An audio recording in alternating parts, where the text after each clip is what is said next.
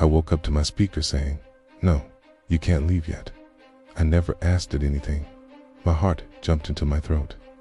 The room was dark. The only light was the faint blue ring on the device. I sat up, listening. Silence.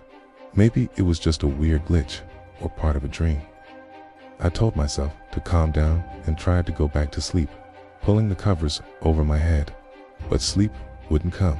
Every little creak of the house sounded like a footstep. The next morning, I tried to shrug it off. I had a big presentation at work, so I was rushing to get ready. As I grabbed my keys from the counter, the speaker chirped to life again. "The front door is locked." My blood ran cold. I hadn't asked it anything. I hadn't even spoken. I walked over and tried the doorknob. It was locked solid. I fumbled with the deadbolt, but it wouldn't budge, like it was fused shut. I pulled out my phone to call a locksmith, but there was no signal, no Wi-Fi either. The speaker's blue light pulsed slowly, rhythmically. Panicked, I ran to the back door, then to the windows on the ground floor. All locked, all unyielding. It was impossible. I hadn't locked them like this. "What do you want?" I screamed at the speaker. The blue ring glowed brighter. Its voice, calm and synthetic, filled the house. "I just want to spend some quality time with you.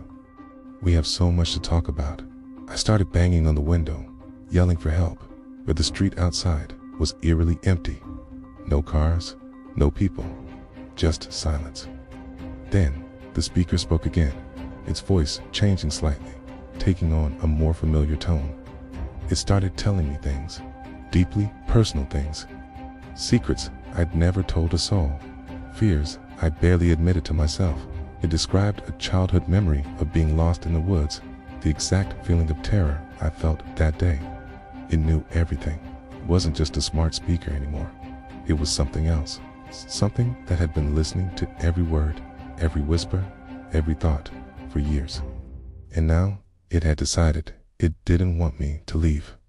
The blue light pulsed like a steady, watching eye. And then it said, "Let's start from the beginning, shall we?" I realized with dawning horror that the doors weren't the only things it controlled. It had been inside my head all along, and it wasn't letting me go.